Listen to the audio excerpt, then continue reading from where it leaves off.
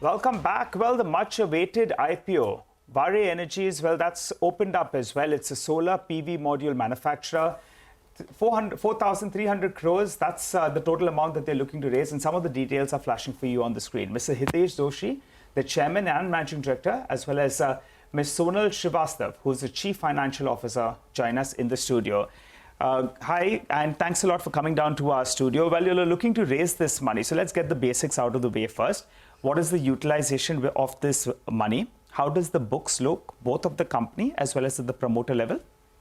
First of all, thank you very much for inviting us and giving this opportunity. What we are doing today, so I'll start with that. We are manufacturing solar panels. This is around 13.3 gigawatt. Yes.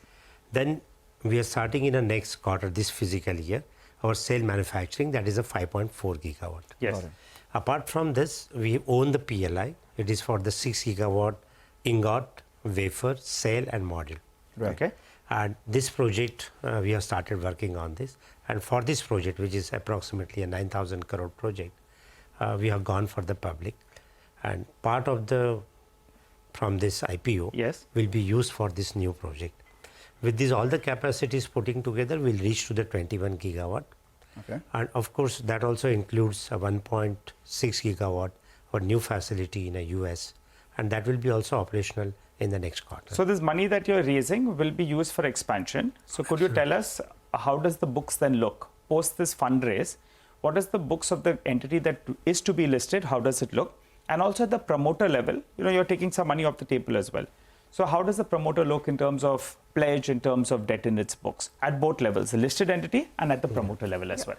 So when I look at the listed entity, it is debt-free, number one. We are currently the net worth is about 4,400 crores. So we will add 3,600 crores, yes, and it will be spent for capex and other general corporate purposes. And this is enough to take you to that expansion target, 13 to 21, or will you have to tap the market again or raise some debt? No, we don't envisage looking at the market because this amount is going to be spent over 2 years. All right. And so part IPO money will go for this. We hope to have good internal accruals. And of course, we have tied up debt as well, but we will see how much we will draw down, Right. So right now, we are very comfortable on a capital structure perspective. Right. The macros of the industry are pretty favorable. We all know the opportunity out here, so to say. And your order book says that too. It's currently more than your capacity.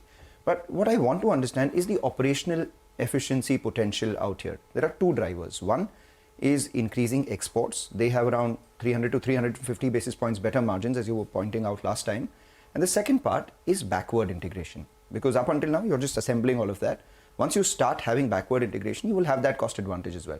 So just from both these parameters, if you could give us a sense that currently, X% of your sales is exports, how much will that increase to over the next 3 to 5 years? And backward integration as well. Currently, it's nearly zero. How much does that increase to? Right. No, thank you. Thanks for this question. I think, of course, the scale helps a lot. So what we are manufacturing at 2 gigawatt probably 3 years back and today at 13 gigawatt and maybe 21, that will help us a lot. Additionally, backward integration, because of the high demand of the alternative supply chain globally, as well as the local lot of projects like a Kusum or rooftop, here we need some Make in India cells. So because of this, there is a good demand of the cells, and that will also help to improve the margins.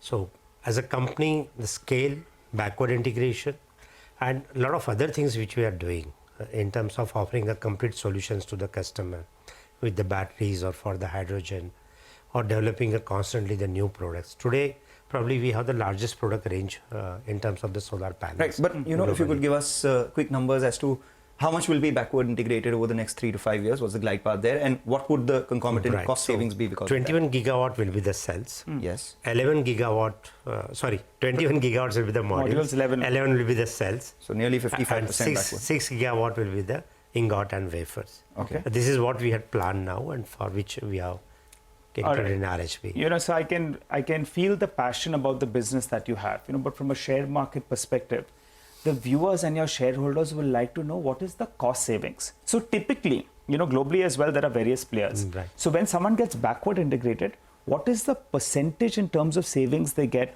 What is the margin difference? Once I get backward integrated, I'm getting it from my own backyard. whereas now you're sourcing it. So right. typically, what is the savings? A ballpark number, sir. If you look, even if we consider if my supplier is making even a 5% profit on the Got it. components he's supplying to me, So you typically. So 500 basis points. I don't know how much they are making. Got it. But let's say if they are making even 5% profit, that may help us. Or let's ask the CFO on calculations out here. You know, irrespective of what your suppliers are making right now, you are investing in capex, whether it's backward integrated or not. You will always target a return on capital employed on that capex that you're doing, right? What is that number? Yeah. So if you look at my past performance, you know, I have grown from an EBITDA margin of 6% to 15.5% in the last fiscal. Right. And if you look at my ROE numbers, it is 30 plus, right? Of course, I want to target the same numbers, you know, and we'll continue to focus on whatever efficiencies we can derive from the backward integration, just as we have done for the module. So 300, 400 basis points, 500 basis points. what would be? Take your pick.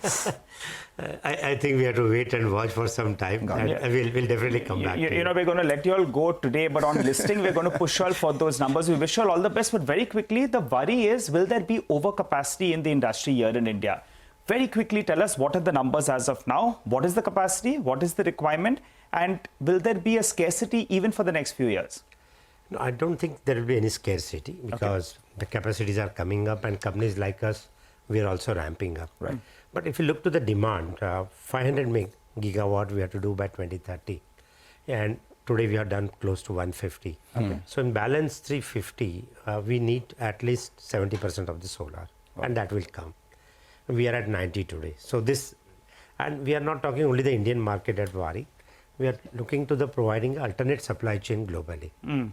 Okay. All right. So you believe basically that there's a long runway for your business. Absolutely. All right. Well, it's a pleasure talking to both of you all. Thanks a lot for coming down to the studio. On the listing, ma'am, we'll be pushing you for some more numbers. But thanks a lot for joining. We really appreciate your time and thank you very much. Thank you. Well, on that note, though, we'll have to wrap up on this edition of Chartbusters. You don't go anywhere. Trading Now comes up next.